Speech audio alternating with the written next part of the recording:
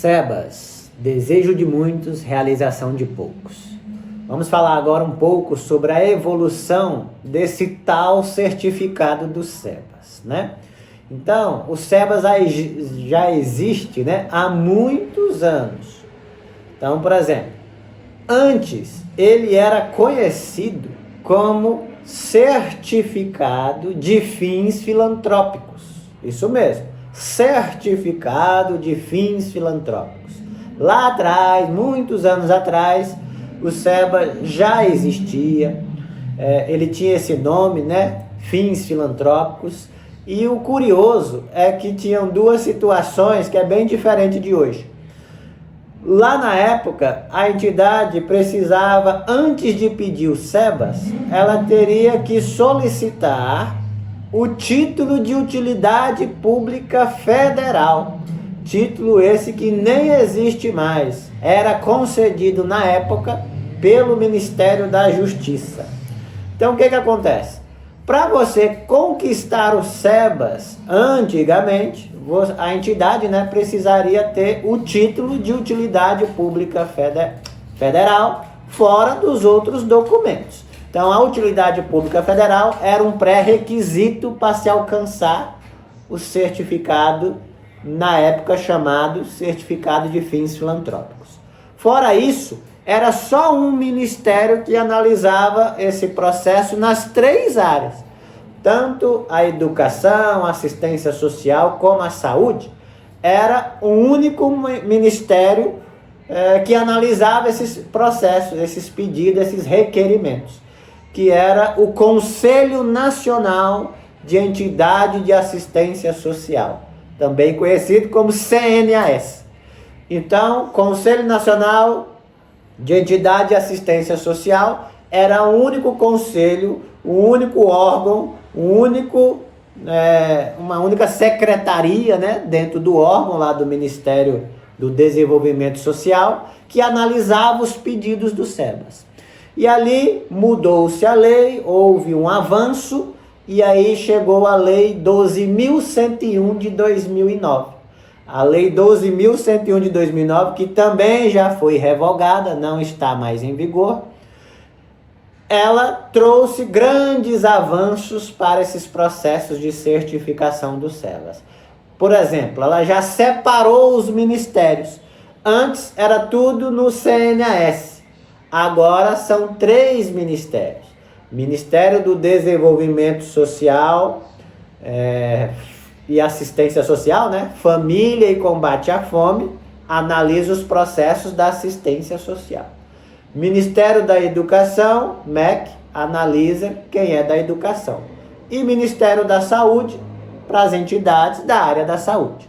Então, com a Lei 12.101 de 2009, houve essa segregação, separação em 3 órgãos, em 3 ministérios, cada qual analisando os seus processos das suas áreas, né?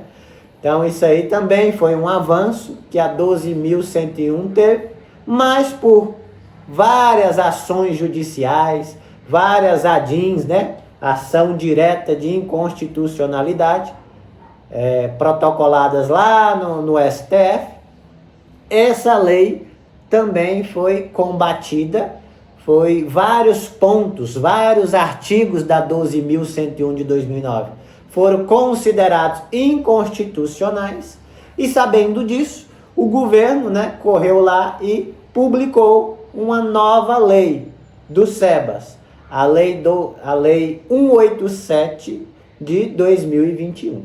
A lei 187 de 2021, ela já nasceu como lei complementar, para poder atender aquelas situações que o STF considerou inconstitucionais. Então veja só, começou como certificado do SEBAS, né, a sua história. Começou como entidade, começou como certificado de fins filantrópicos.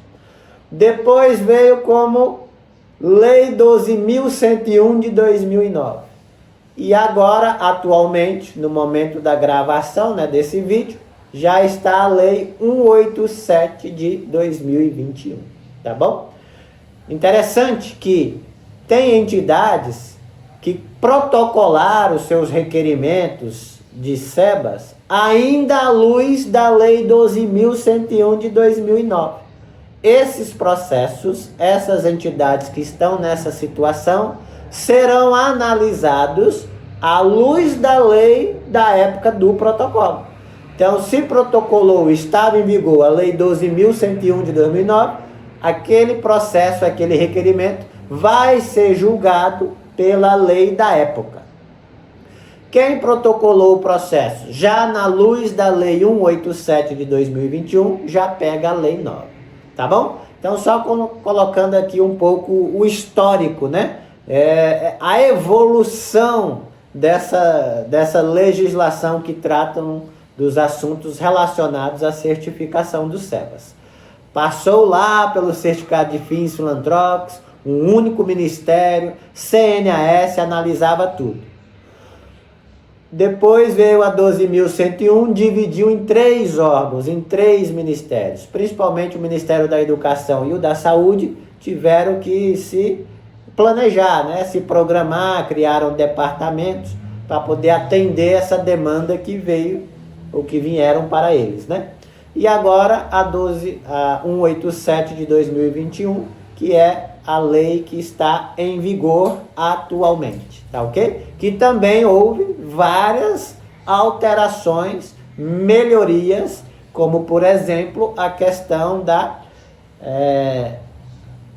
restituição tributária, né? Isso aí é um motivo, é um assunto para um outro momento, mas só que a nova lei do SEBAS, 187, veio trazendo sobre a imunidade tributária e a possibilidade de restituir os tributos desde a época do protocolo do processo. Isso é uma novidade, né? Que veio a nova lei.